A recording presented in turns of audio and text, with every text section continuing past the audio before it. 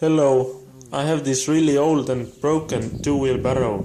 Metal is all worn out, loose or lost bolts, very loud rattling noise and so on. Therefore I am making new tray out of plywood and fixing and painting rest of the parts. Let's start the work.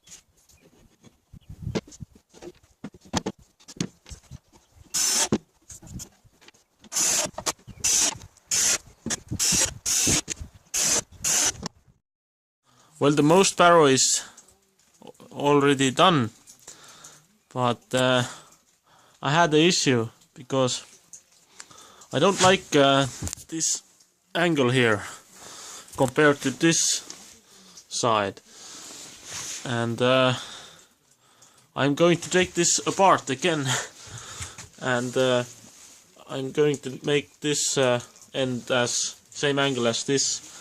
The reason I made this is so I can attach it here, but I've already thought of how I'm going to solve this, and then it should look better. Right now it's not symmetrical.